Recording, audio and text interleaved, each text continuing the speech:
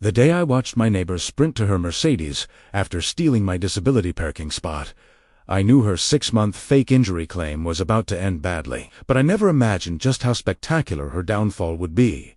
My name is Emma Rodriguez, a 42-year-old former architecture professor living in Riverside Gardens, a luxury villa community in Central Florida. 3 years ago, a drunk driver changed my life forever, leaving me paralyzed from the waist down and permanently confined to a wheelchair. After months of rehabilitation and adaptation, I'd finally found peace in this beautiful lakefront community. The accessible features, the understanding neighbors, and most importantly, my designated parking spot with the blue wheelchair symbol painted bright and clear made my daily life manageable. That morning in late March of 2025 started like any other. The Florida sun was already warm at 8 o'clock, promising another beautiful spring day. I'd spent an hour getting ready for my physical therapy appointment, a routine that required careful planning and precise timing. My specially modified Honda Odyssey van with the side ramp was my lifeline to independence, and my designated accessible parking space, number 47, was positioned perfectly near the community clubhouse with a wide access aisle and a curb cut leading to the smooth pathway. But when I rounded the corner from my villa, my heart sank. A gleaming silver Mercedes SUV sat in my spot, not just partially in it, but centered perfectly, as if the driver owned the space. The blue wheelchair symbol on the pavement was clearly visible beneath the luxury vehicle. What made my blood boil wasn't just the theft of my spot, but the brand new disability placard hanging from the rearview mirror, swaying slightly in the breeze. I recognized that Mercedes immediately. It belonged to Karen Morrison, my neighbor from Villet 83, 3 buildings down from mine. Karen was a 50-year-old real estate agent known throughout Riverside Gardens for her designer clothes. Her collection of luxury vehicles, including this silver Mercedes, a red BMW convertible, and a white Range Rover, and her incredibly loud voice during HOA meetings. She'd moved here 18 months ago and had already earned a reputation for complaining about everything from the color of the community gate to the type of flowers planted near the lake to the positioning of speed bumps on our internal roads.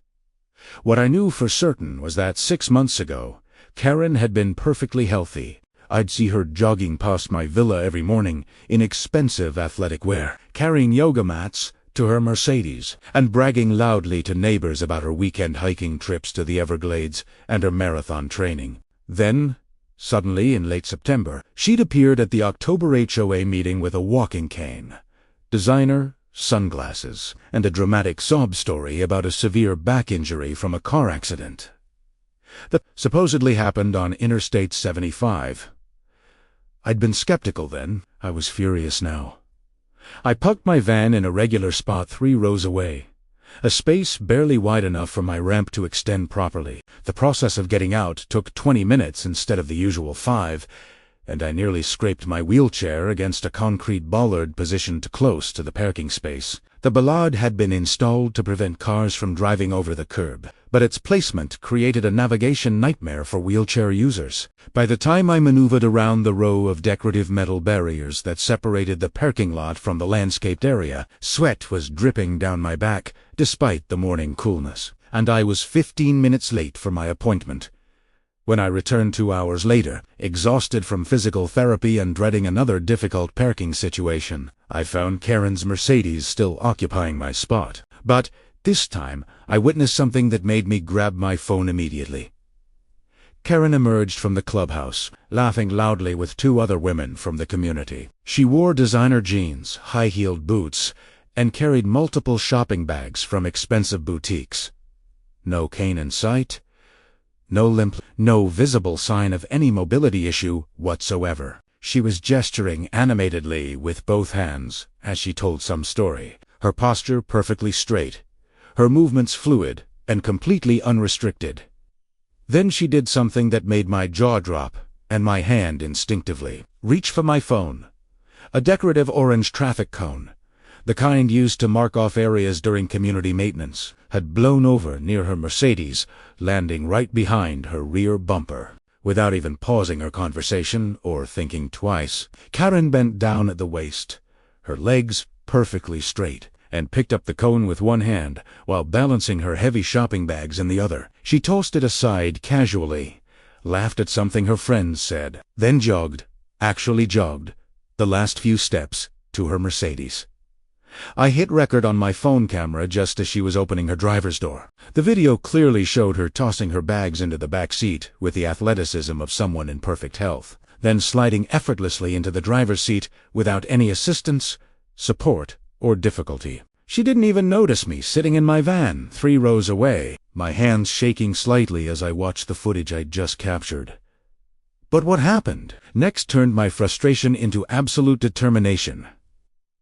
As Karen started to pull out of my stolen parking space, she had to navigate around a yellow striped safety barrier that extended from the access aisle, a protective bollard designed specifically to prevent cars from cutting through the pedestrian pathway. Instead of carefully driving around it as anyone with genuine mobility issues and chronic pain would do to avoid jarring movements, Karen whipped her Mercedes around the barrier with aggressive speed, making a sharp turn that would be absolutely agonizing for someone with a real severe back injury.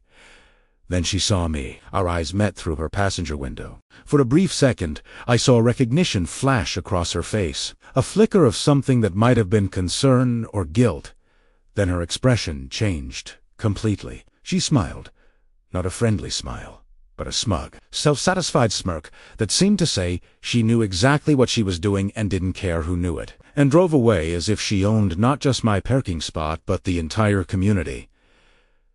That evening, I sat at my kitchen table reviewing the video over and over. The evidence was clear. Karen had no disability, no mobility limitation, no legitimate need for an accessible parking space. She was a fraud, and her fraud was making my life significantly harder. That evening, I reviewed the video repeatedly. The evidence was clear. Karen had no disability, no mobility limitation, no legitimate need for an accessible parking space. She was a fraud, and her fraud was making my life significantly harder. I had to contact our HOA President, Barbara Chun. Barbara was a 65-year-old retired civil engineer with sharp red glasses, an orange blazer worn to every meeting, and a reputation for thorough, fair, uncompromising leadership. She'd been president for 7 years and didn't tolerate rule-breaking, especially when it hurt vulnerable community members. The next morning, I called Barbara. She answered on the second ring. "Emma, good morning. What can I help you with?" I explained everything, my voice shaking despite efforts to stay calm. I told her about the stolen parking space, Karen's supposed disability, the video I'd captured, and how this was affecting my daily life and independence. Barbara was silent for a moment. Then she said something hopeful. "Emma, I'm going to look into this immediately. If Karen is fraudulently using a disability placard, this is not just a violation of our HOA rules. It's a crime under Florida law. Send me that video and any other documentation. Emma, I take accessibility issues very seriously. That parking space is yours, and I'm going to make sure it stays yours."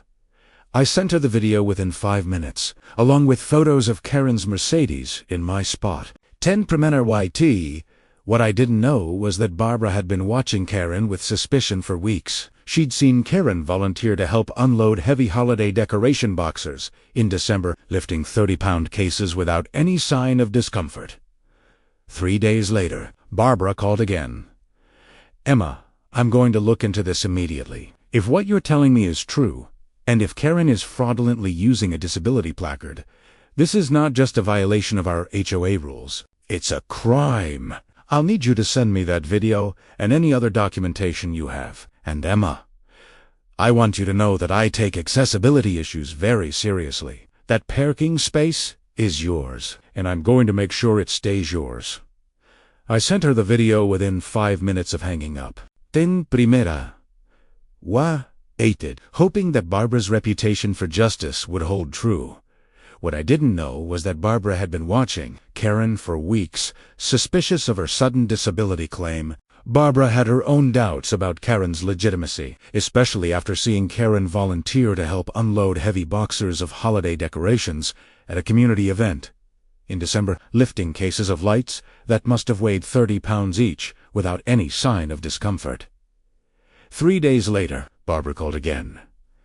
"Emma, meet me at the clubhouse tomorrow at 10 in the morning. I've been researching Karen's disability claim, and there are several things that don't add up. I'm going to need your help to document what's really happening here." My heart raced. "What did you find?" "Let's just say that Karen's medical documentation has some very interesting inconsistencies, and I've been reviewing security camera footage from around the community. You're definitely not the only one who's noticed her miraculous recovery abilities whenever she thinks no one is watching." The next morning, I arrived at the clubhouse early, parking temporarily in a guest spot near the entrance. Barbara was already there, her orange blazer bright against the white walls of the meeting room. She had a laptop open with several manila folders spread across the conference table. "Emma, what I'm about to show you stays confidential, but you deserve to know what we're dealing with." She turned the laptop toward me, showing a detailed spreadsheet with dates, times, and locations. Next to it were several video files labeled with dates from the past 6 months. T's is a bare time. Our security cameras have captured Karen in the common areas since she claimed her disability. Watch this. The first video from November showed Karen carrying a heavy potted plant from the community garden. She lifted it easily. No cane, no difficulty. The second video from January showed Karen at the community fitness center, visible through the large windows, doing stretches that would be impossible for someone with a severe back injury. The third video from February showed Karen at the lake dock, loading a kayak onto her car's roof rack, not asking for help, just casually lifting a 60-pound kayak like it was nothing. "How did you get all this?" I asked. Stunned, Barbara smiled. "I'm the HOA President. I have access to all security footage. When someone applies for disability accommodation, I take due diligence seriously." Karen submitted her application in September with medical documentation. I had no reason to doubt it initially, but over months, I noticed discrepancies between her claimed limitations and actual behavior. She pulled out a folder with medical forms bearing Karen's name. Karen claimed severe lumbar spinal injury with limited mobility, chronic pain, and inability to walk more than 50 feet without assistance. Barbara pointed to the signature. "I called this doctor's office yesterday to verify. The office manager told me something shocking. Dr. Stephen Palmer retired in August 2024, 1 month before Karen's supposed accident." My eyes widened. So the signature is fake, possibly forged, or fraudulently used. Either way, the timeline doesn't match. Barbara leaned back. "Emma, I'm building a case against Karen for fraud, but I need more evidence. I need to catch her in an undeniable situation where her physical capabilities directly contradict her disability claim. What do you have in mind?" Barbara's smile turned mischievous. "How would you feel about helping me set up a community event? Something active. Something Karen won't resist participating in." Before I could answer, the door opened. It was Karen. She stood in the doorway, eyes narrowing as she saw us with documents and videos spread across the table. Nobody spoke for a long moment. Then Karen stepped inside, closing the door deliberately. She wasn't carrying her cane. She wasn't limping. Perfect posture, arms crossed, expression angry and calculating. "I got a notification that someone accessed my HOA accommodation file," she said, her voice cold. "I'm assuming that was you, Barbara. I hope you have a very good reason for invading my privacy." Barbara didn't flinch. She met Karen's gaze steadily. "I have an excellent reason, Karen. As HOA President, I'm required to verify all accommodation requests, especially when community members raise concerns about their validity." Karen's eyes flicked to me, pure hatred flashing across her face. "Let me guess. Little Miss Wheelchair has been complaining because I'm using a parking space close to the clubhouse. Maybe if you weren't so bitter, Emma, you wouldn't try taking away accommodations from people who need them." I felt slapped. The cruelty made my hands grip my wheelchair armrests, knuckles white. Barbara stood up, her frame somehow seeming much taller in that moment. "Karen, speak respectfully in this clubhouse, or leave." Emma has every right to question someone parking in her designated accessible space, especially when that someone has been observed engaging in physical activities that contradict claimed mobility limitations. Karen laughed forcefully. Observed by whom? Some busybodies? I have a legitimate condition, proper documentation, and every right to that space. Take it up with my lawyer. Actually, Barbara said calmly, you should see what I've compiled before making threats. Right. Now, evidence suggests you've committed fraud against this HOA in Florida by illegally obtaining a disabled parking placard. Karen's face went pale, then red. She stepped forward, fists clenched. Karen's face went pale, then flushed red. She took a step forward, fists clenched. You have no idea who you're messing with, Karen said, voice dropping dangerously. This isn't over. She walked out, slamming the door so hard the framed photos rattled. Barbara and I sat in silence. Then Barbara looked at me seriously. Emma, are you prepared to see this through? Karen just made this personal. I thought about my stolen parking space, about struggling with my van, about Karen's cruel words. I thought about people with real disabilities who suffer because of frauds. I'm in, I said firmly, whatever it takes. Barbara nodded, determination behind her red glasses. Good. I have a plan. If it works, Karen will expose herself in front of everyone. She pulled out her phone. I'm calling an emergency community meeting for Saturday, and organizing an event Karen won't resist. Trust me. Justice is coming. As I wheeled out, I felt hope and anxiety. I had no idea what Barbara was planning, but I knew one thing for certain. Karen Morrison's days of stealing accessible parking spaces were numbered, and her fake disability claim was about to be exposed spectacularly. Saturday morning arrived with the kind of nervous energy that makes your stomach twist into knots. Barbara had called an emergency community meeting for 10 o'clock at the lakefront pavilion, and I had absolutely no idea what her plan was. All she'd told me over the phone was to trust the process and to make sure I was there early, with my phone fully charged and ready to document everything. I arrived at 9:30. Wheeling down the smooth concrete pathway that ran along the lake. The morning sun was already warm, reflecting off the water in dancing patterns of gold and silver. The pavilion was a beautiful open-air structure with a red tile roof, white support columns, and decorative metal railings overlooking the water. It was one of my favorite spots in Riverside Gardens, normally a place of peace and relaxation where I'd come to read or simply watch the ducks paddling across the lake. Today, it felt like a courtroom, and I was one of the key witnesses. Barbara was already setting up, arranging folding chairs in a careful semicircle and positioning a large projection screen at the front of the pavilion. She wore her signature orange blazer and red glasses, and when she saw me approaching down the pathway, she waved me over with a determined smile that told me she had everything under control. Emma, perfect timing. I want you front and center today. This is as much your moment as it is mine. Barbara, what exactly are we doing? I asked, my voice barely above a whisper. Karen knows. We're investigating her. She threatened us. What if she doesn't even show up? Barbara's smile widened. Ooh, she'll show up. I made sure of that. I sent out a community-wide email yesterday announcing that we're discussing new accessibility improvements and parking arrangements. Karen can't resist being part of any discussion that might affect her supposed rights. Plus, I may have mentioned that we're considering adding 2 more accessible parking spaces near the clubhouse. My eyes widened.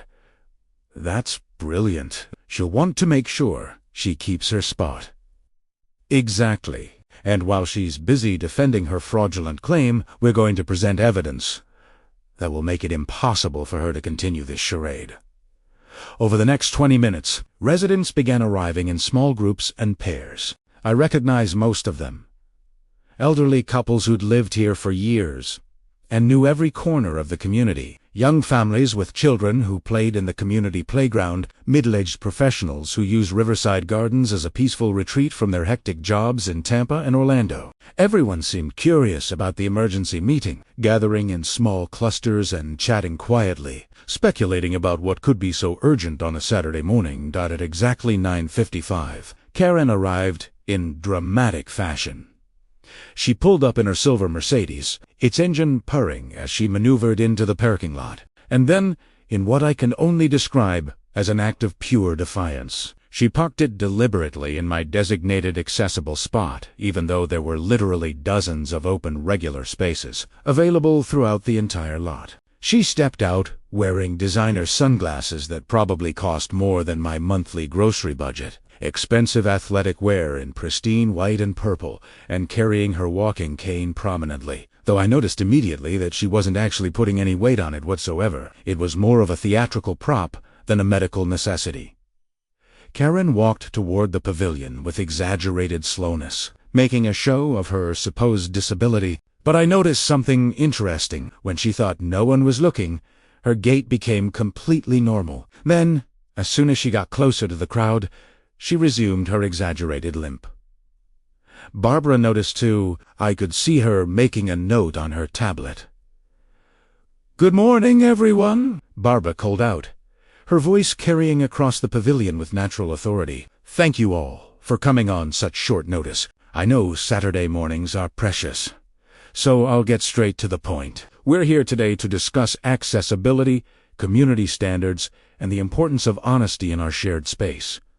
The crowd settled into their seats. Karen positioned herself in the front row, her cane propped prominently beside her chair. She crossed her arms and fixed Barbara with a challenging stare. Barbara clicked a button on her laptop, and the projection screen behind her lit up with the title, Accessibility and Accommodation.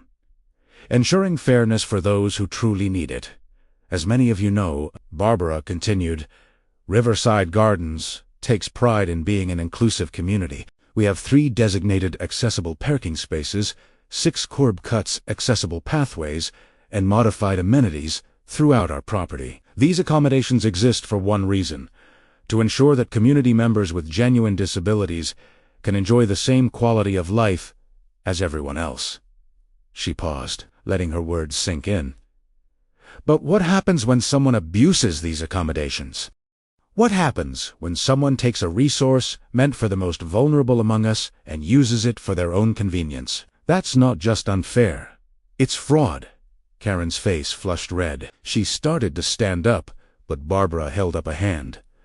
"Please hold your comments until I've finished presenting. Everyone will have a chance to speak." Barbara clicked to the next slide. It showed a photo of my parking space with the blue wheelchair symbol painted on the pavement. This is parking space number 47. It's designated for Emma Rodriguez, a community member who uses a wheelchair full-time due to a spinal injury. Emma has the legal right to this space. It's not a convenience for her. It's a necessity. Without proper, accessible parking, Emma cannot safely enter and exit her vehicle or navigate our community. The crowd murmured sympathetically. Many of them knew me, had waved hello as I wheeled past their villas, had held doors open, or offered help when I struggled with heavy packages. I felt a warmth of community support that gave me courage. Barbara clicked again. This time, the screen showed a photo of Karen's Mercedes parked in my spot. For the past 3 weeks, this vehicle has been regularly parking in Emma's designated space. The vehicle belongs to Karen Morrison, who applied for and received accessible parking accommodation 6 months ago based on claimed severe back injury and limited mobility. Karen shot to her feet. "This is outrageous. You're violating my medical privacy in a public forum. I have every legal right to that parking space, and I'm not going to sit here and be humiliated by some witch hunt." Barbara remained calm. "Karen, please sit down. I'm not discussing your medical information. I'm discussing observed behavior in public spaces, where you have no expectation of privacy. If you'd prefer to discuss this in a private HOA hearing, we can absolutely do that. But since this affects the entire community's understanding of how we handle accommodation requests, I believe transparency is important." Karen hesitated, clearly torn between storming out and staying to defend herself. Finally, she sat back down. Her jaw clenched. Barbara clicked to the next slide. These are still images taken from our community security cameras over the past 6 months. All of these locations are public common areas. The first image showed Karen carrying the large potted plant in November. Her posture was perfect, her movement strong and unrestricted. The second image showed Karen at the fitness center in January, caught mid-stretch in a yoga pose that required significant flexibility and core strength. The third image showed Karen loading the kayak onto a roof rack in February. The crowd gasped. Several people turned to look at Karen, who had gone completely pale. Now, Barbara continued, I want to be very clear. Having a disability doesn't mean you can't do any physical activity. Many people with mobility limitations can participate in modified exercise or have good days and bad days. That's legitimate and understood.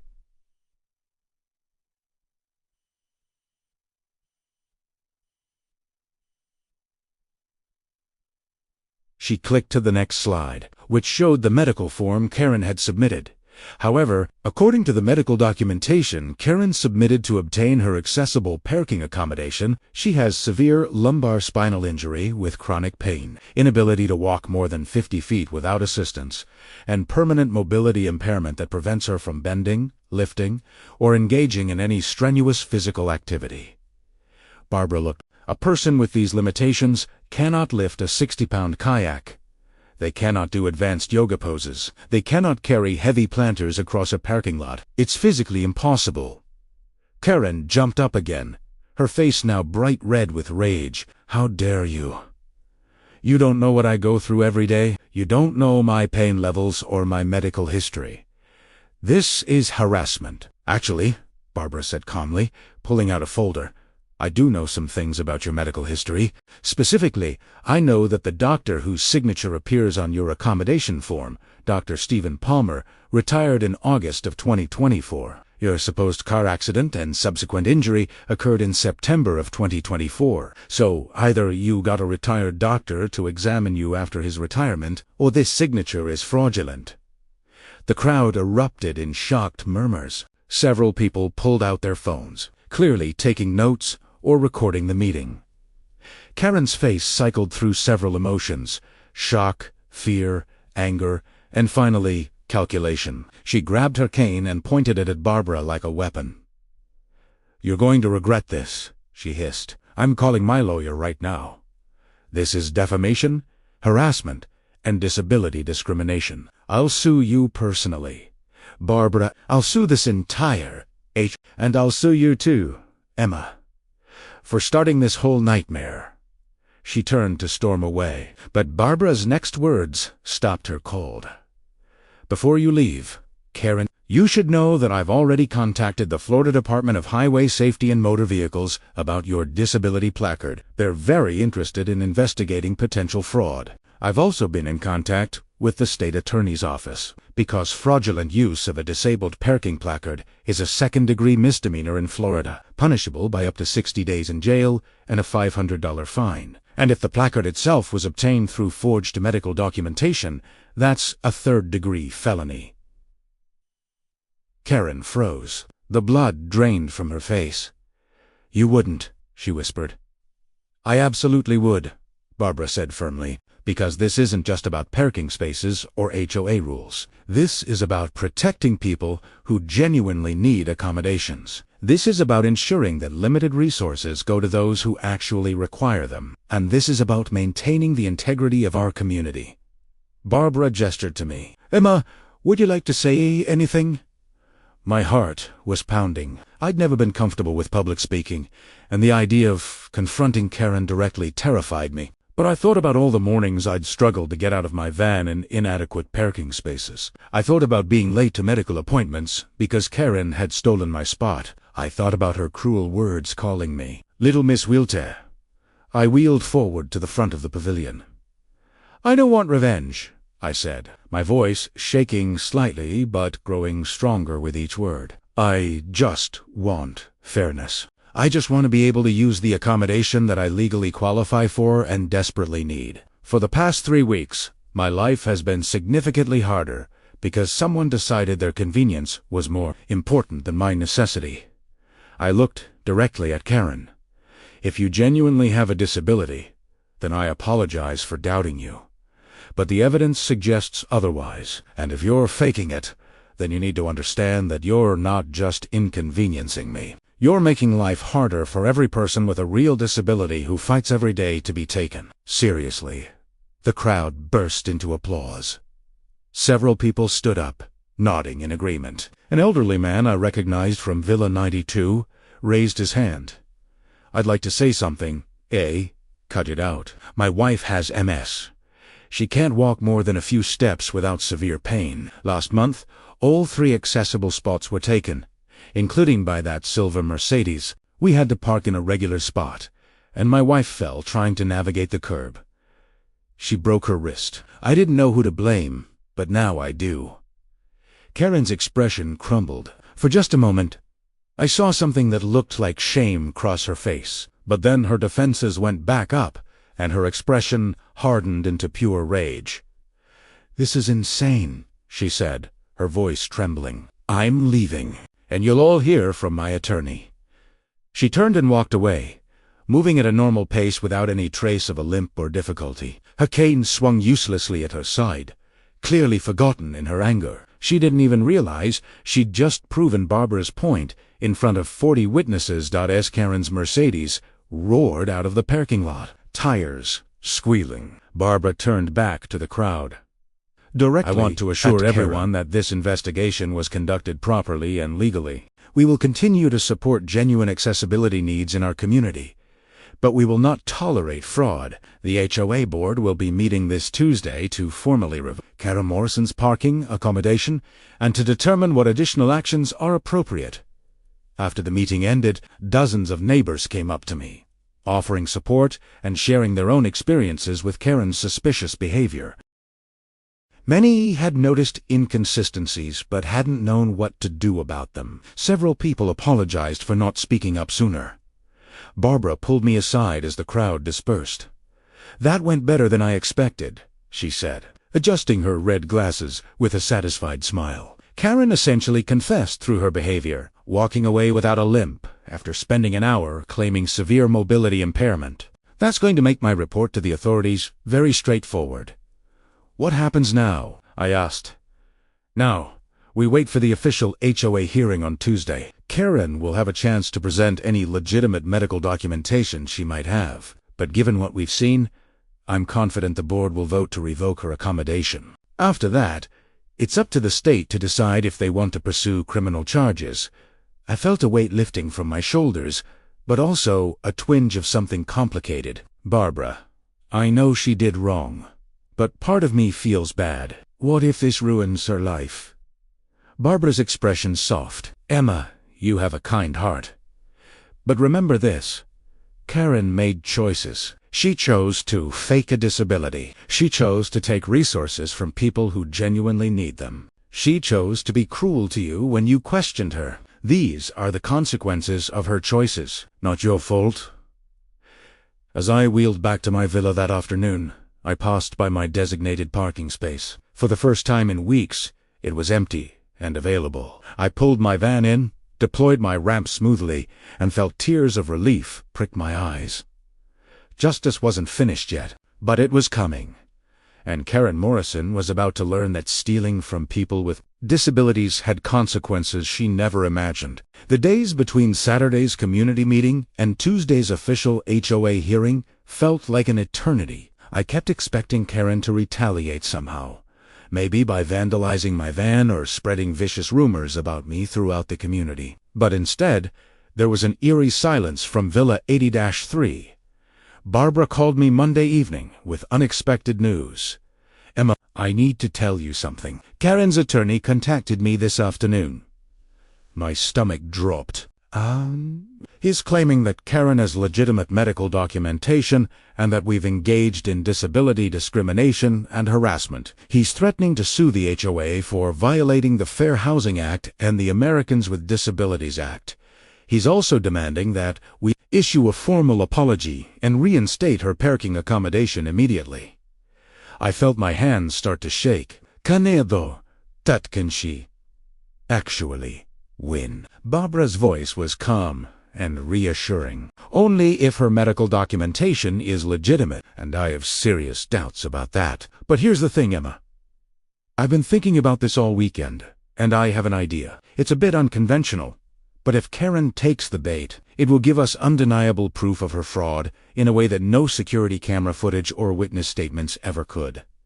What kind of idea? I asked cautiously.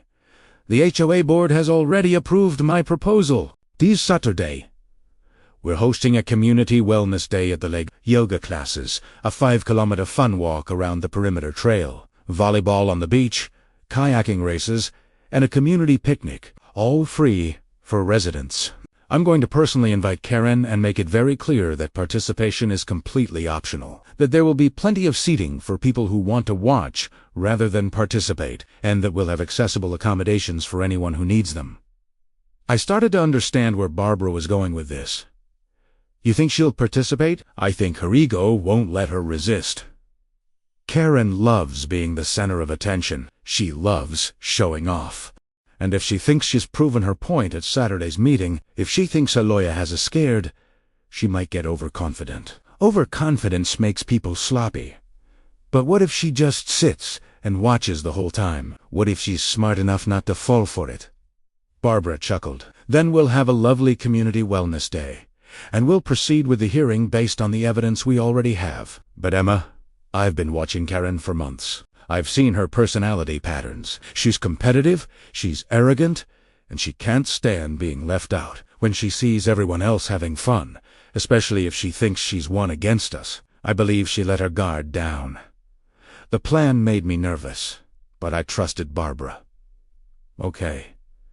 What do you need me to do? Just be there. Participate if you're comfortable, and keep your phone ready. If Karen does expose herself, I want multiple angles of documentation.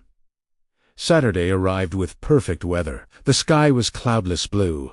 The temperature was a comfortable 78 degrees, and a gentle breeze rippled across the lake. By 9 in the morning, the lakefront area was transformed into a festival atmosphere. Barbara had really gone all out. There were colorful banners strung between the palm trees, a DJ playing upbeat music, tables laden with healthy snacks and fresh fruit, and various activity stations set up around the beach and lawn area. A professional yoga instructor was setting up mats on the grass. The volleyball net was already up on the sandy beach area. A dozen kayaks in bright colors were lined up at the dock, and orange traffic cones marked the route for the fun walk. I arrived early and positioned myself near the picnic tables, where I had a good view of most of the activities. Barbara had set up an accessible viewing area with comfortable seating and shade, and several other residents with mobility issues were already gathered there. At 9:30, residents began arriving. Families with children ran toward the beach. Fitness enthusiasts gathered for the yoga class. A group of competitive retirees were already arguing good-naturedly about teams for the volleyball game. And at exactly 9:45, Karen arrived. She pulled up in her white Range Rover this time, parking in a regular spot nowhere near my accessible space. I noticed immediately that she was carrying her cane again, and she'd worn a knee brace on her left leg that I'd never seen before. She was really committing to the performance. Karen walked slowly toward the activities, making a show of struggling slightly as she navigated the gentle slope from the parking lot to the lakefront. Several neighbors who hadn't been at Saturday's meeting rushed to help her, offering arms for support. She accepted with dramatic gratitude, playing the role of brave disabled person to perfection.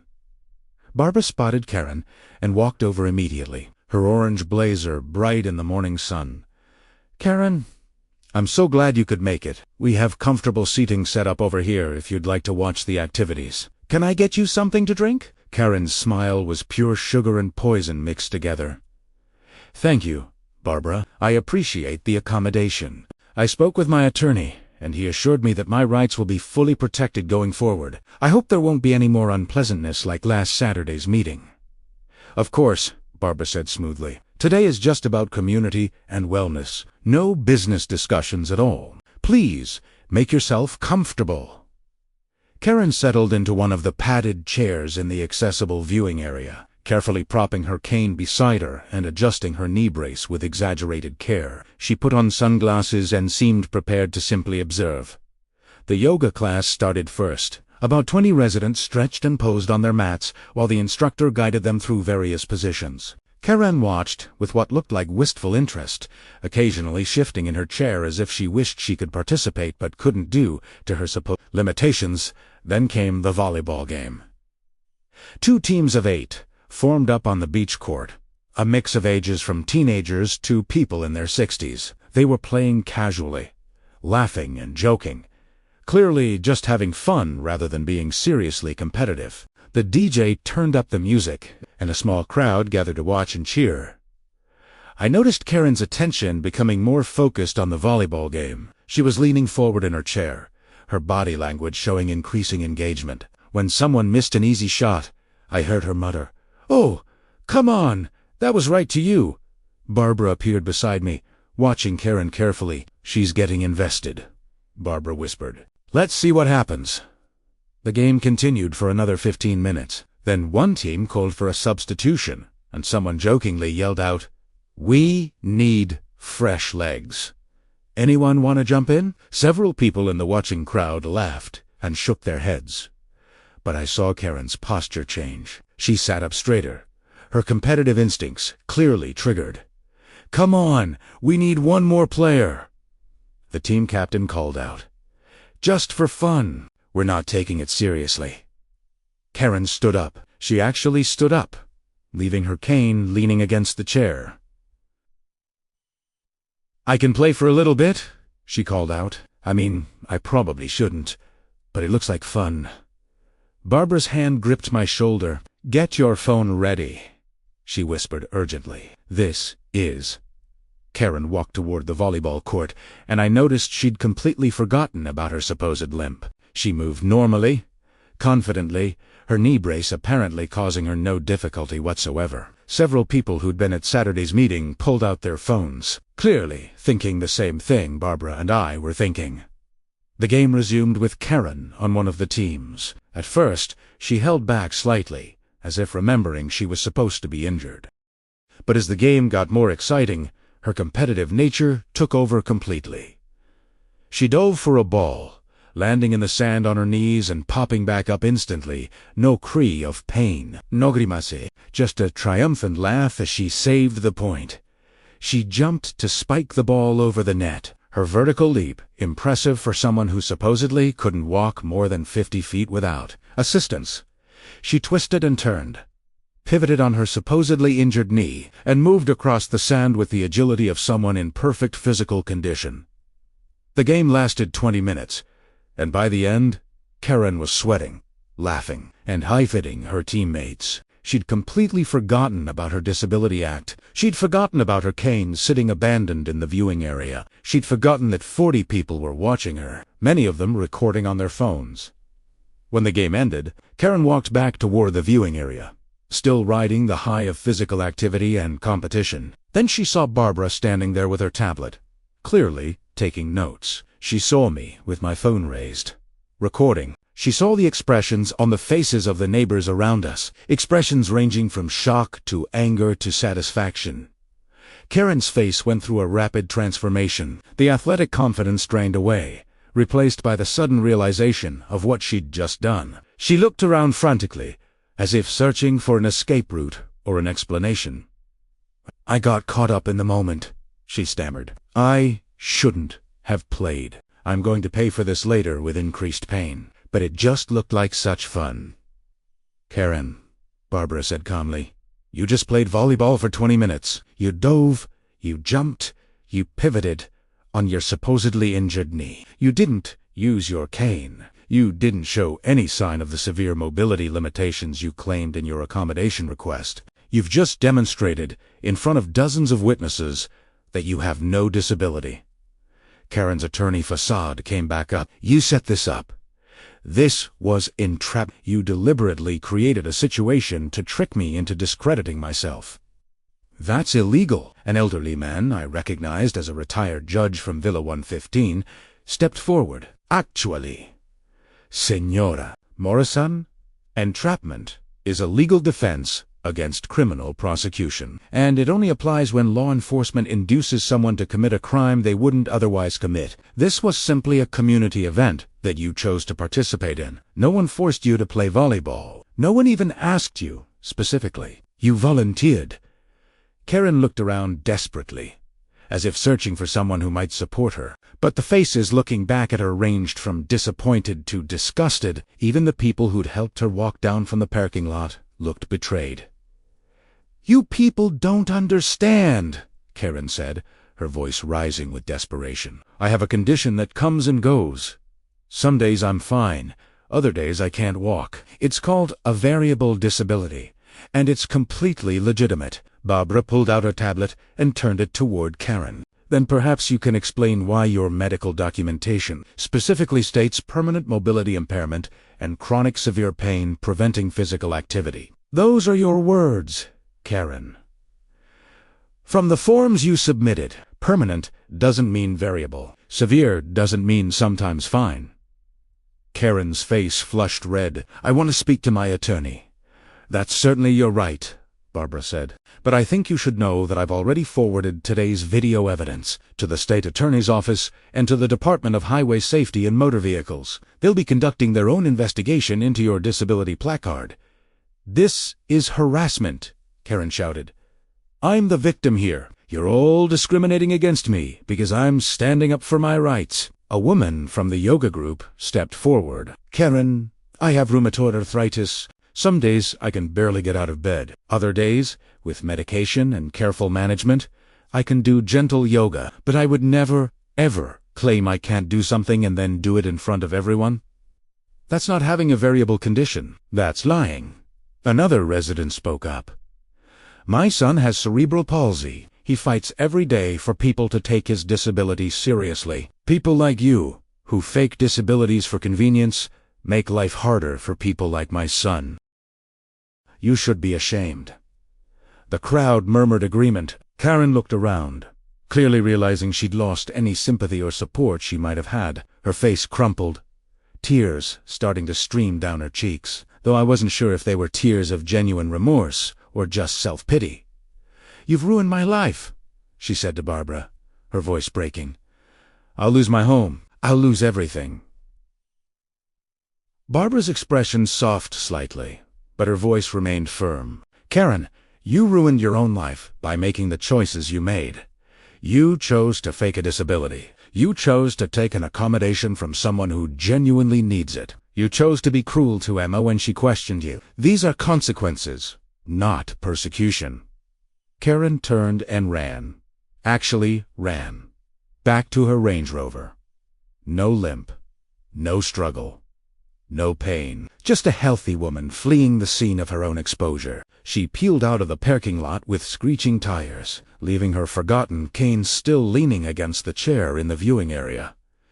The community wellness day continued after Karen left, but the mood had shifted. People gathered in small groups, discussing what they'd just witnessed. Some were angry, some were satisfied, some just seemed sad that it had come to this. Barbara found me sitting by the lake, watching the water. "Are you okay?" she asked, settling into the chair beside me. "I should feel victorious," I said. "But I just feel tired and a little sad." "That's because you're a good person." Emma Karen made terrible choices, but she's still a human being who's now facing serious consequences. It's okay to feel complicated about that. What happens next? Barbara sighed. The HOA board will formally revoke her parking accommodation at Tuesday's hearing. The state will decide whether to pursue criminal charges. Her attorney can threaten lawsuits all he wants, but no court is going to side with her after today. The evidence is overwhelming. I nodded slowly. I just want my parking space back. I just want to live my life without fighting for basic accommodations. And you will, Barbara promised, starting right now. Your space is yours again. Emma.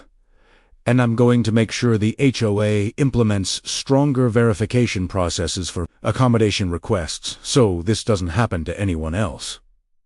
As the sun began to set over the lake that evening, I sat on my villa's patio, thinking about justice and consequences and the price of deception. Karen had made her choices, and now she would face the results of those choices. But for me, the fight was finally over.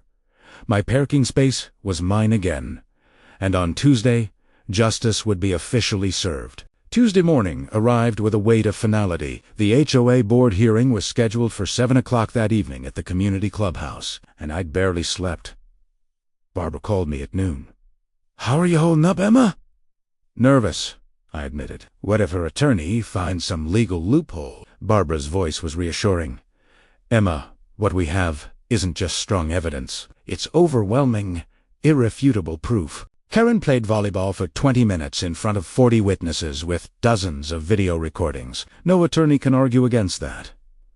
"Has she tried to contact you?" "Her attorney sent a letter yesterday claiming entrapment and emotional distress." I forwarded it to our HOA legal counsel, who explained in detail why every claim was baseless. "We're proceeding as planned."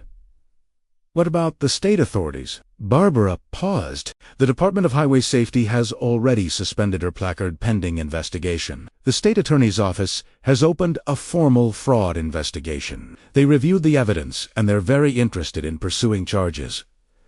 My hands were shaking. "So this is really happening?" "Yes, Emma. Justice is happening. Tonight's hearing is the HOA portion, but it's important.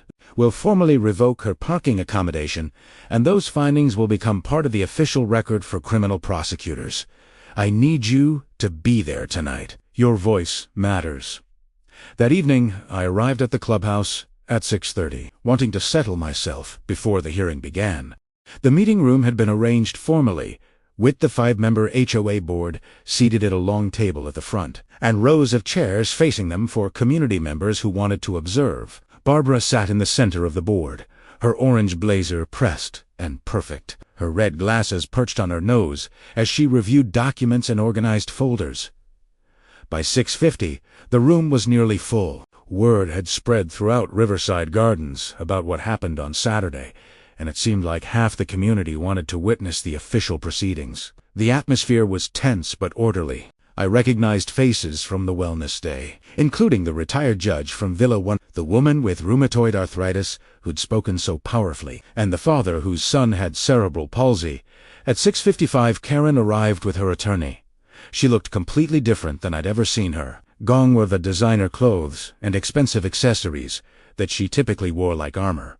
Instead, she wore a simple navy blue dress, minimal makeup, and carried herself with none of her usual arrogance or confidence. She looked diminished, almost fragile, like someone who'd already accepted defeat. Her attorney was a tall man in his 50s, wearing an expensive charcoal suit and carrying a leather briefcase that probably cost more than my monthly disability payments.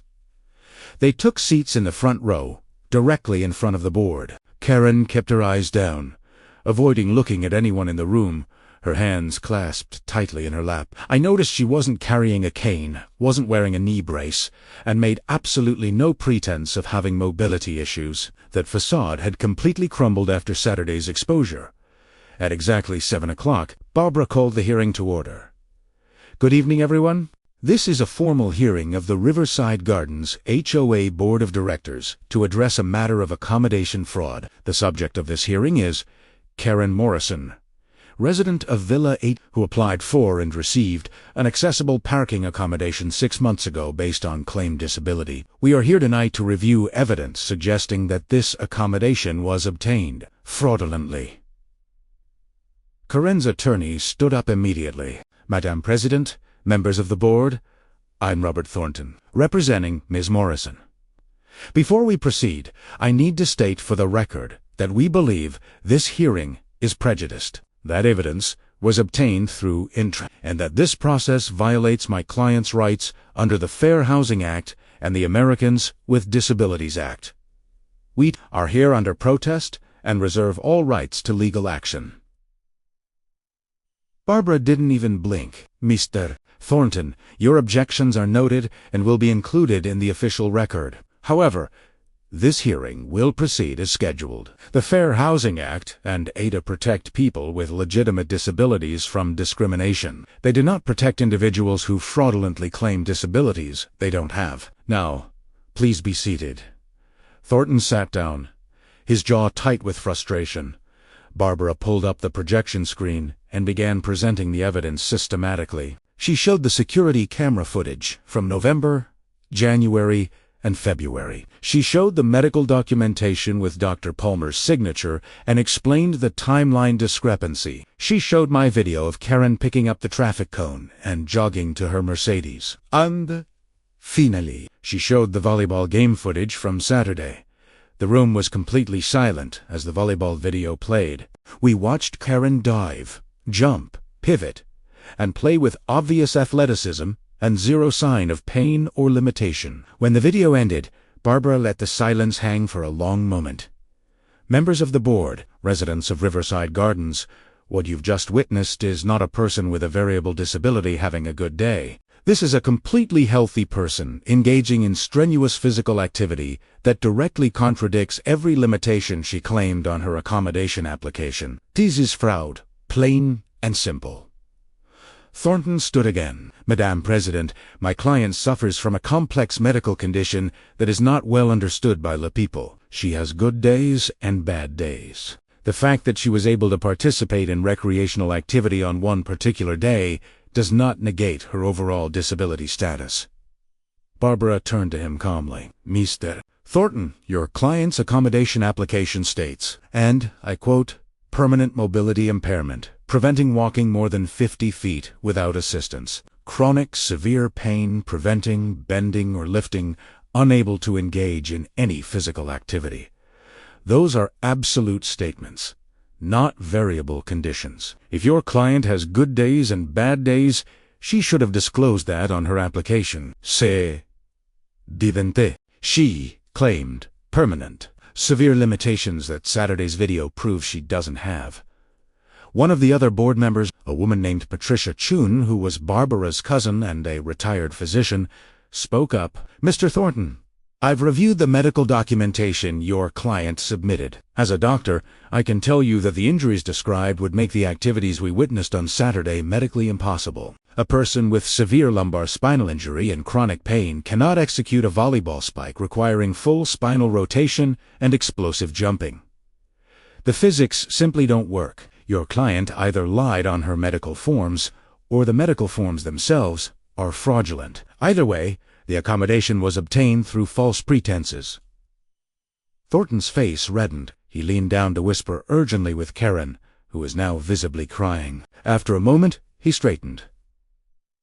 My client would like to make a statement. Barbara nodded. Miss Morrison, you may address the board. Karen stood up slowly, wiping her eyes. Her voice was shaky and quiet. I want to apologize, she began, to Emma, to the board, to everyone in this community. What I did was wrong. I had a minor back injury from a car accident last year. It healed after a few months, but I liked having the accessible parking. It was convenient, it was close to the clubhouse, and I told myself that I deserved it because I pay my HOA fees just like everyone else. She paused, taking a shuddering breath. I didn't think about what it meant to take that space from someone who actually needs it. I didn't think about Emma struggling to get out of her van in inadequate spaces. I didn't think about anything except my own convenience. And when Emma questioned me, I got defensive and mean because deep down, I knew she was right, and I couldn't admit it. The room was completely silent. Karen's tears seemed genuine, her remorse real, but Barbara's expression remained professionally neutral. I know I can't undo what I've done, Karen continued. I know I'm facing criminal charges, and that my life is probably ruined. But I want everyone here to know that I'm sorry. Especially you, Emma. I said horrible things to you, things I can never take back. You deserved better. You deserve that parking space, and I had no right to take it from you. She sat down, covering her face with her hands, as her shoulders shook with sobs. Despite everything she'd done, despite the cruelty and the fraud, I felt a complicated twist of sympathy. She was still a human being, facing the destruction of everything she'd built, through her own terrible choices. Thornton stood again. Members of the board, my client has shown genuine remorse and understanding of her wrongdoing. She's willing to surrender her parking accommodation immediately, pay any fines the board deems appropriate, and commit to never engaging in such behavior again. We ask that you consider her apology and cooperation when determining consequences. Barbara consulted quietly with the other board members for several minutes. Then she turned back to face the room. The board appreciates Ms. Morrison's apology and apparent remorse. However, this case extends beyond simple rule-breaking. This involves fraud, theft of resources from a vulnerable community member, and deliberate deception that continued for 6 months. Additionally, Ms. Morrison's behavior when initially questioned was hostile and cruel, suggesting that her current remorse may be more about facing consequences than genuine understanding of the harm she caused. Barbara looked directly at Karen. Ms. Morrison, the board has reached the following decisions. First, your accessible parking accommodation is hereby permanently revoked, effective immediately. Second, you are fined $5,000 for fraudulent misuse of community accommodations, payable within 30 days. Third, the board is issuing an official finding of fraud that will be forwarded to the State Attorney's Office and the Department of Highway Safety and Motor Vehicles to support their ongoing investigations. Fourth, you are placed on HOA probation for 2 years, during which any further rule violations will result in additional sanctions up to and including forced sale of your property per the community covenants. Karen's face went white. Thornton stood up, angrily. Madam President, a $5,000 fine is excessive and punitive. Mr. Thornton, Ms. Morrison stole an accommodation from a disabled community member for 6 months. She caused Emma Rodriguez significant hardship, stress, and difficulty in her daily life. She lied to this board, submitted fraudulent documentation, and showed no remorse until facing undeniable exposure. $5,000 is appropriate given the severity and duration of her fraud. This hearing is concluded. Barbara gavelled. The meeting closed. Karen slumped in her chair, crying harder. Thornton gathered his materials, his expression furious, and stormed out of the room without another word. As the crowd began to disperse, several community members came up to me, offering support and congratulations. The father with the son who had cerebral palsy shook my hand firmly. "Thank you for standing up to her," he said. "People like you make the world safer for people like my son."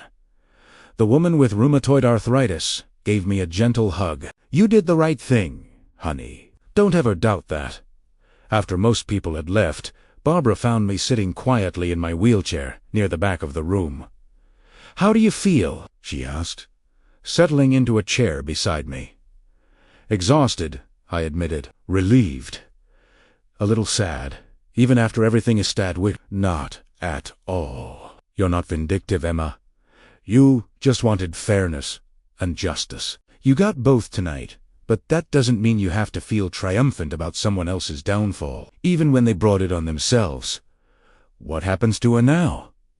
Barbara sighed. "The criminal investigation will proceed. If the state attorney's office presses charges, which seems likely given the evidence, she could face criminal penalties, fines, and possibly jail time. The $5,000 HOA fine stands regardless.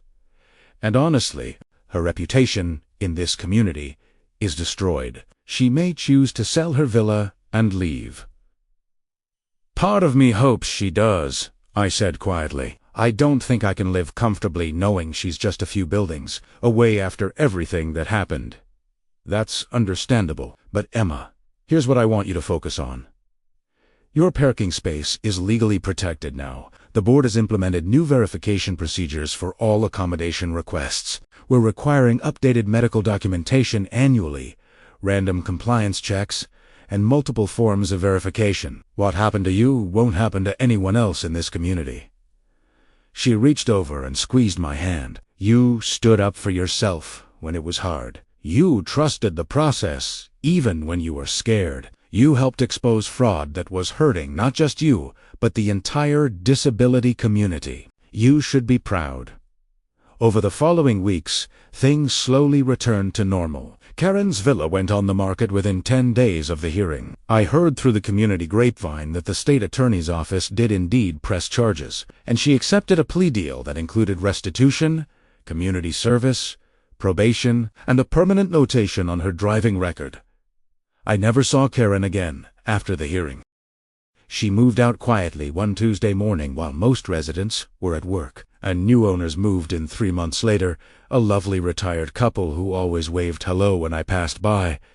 My parking space became mine again, truly and permanently. No one ever parked there inappropriately again. The blue wheelchair symbol seemed brighter somehow, a small victory marker in my daily life. 6 months after the hearing, Barbara invited me to coffee at the clubhouse. When I arrived, I found her sitting at a table near the windows overlooking the lake, the morning sun streaming in and making her orange blazer glow. "Emma, I have something for you," she said, sliding a framed certificate across the table, looked down and read, "Riverside Gardens Community Award for Advocacy and Courage, presented to Emma Rodriguez for her dedication to accessibility, fairness, and justice for all community members." Tears pricked my eyes. "Barbara, I don't need an award. I just wanted my parking space." Barbara smiled warmly. "I know. But your courage to speak up helped more people than you realize. You reminded this community what integrity means, and you proved that standing up for what's right, even when it's difficult, matters."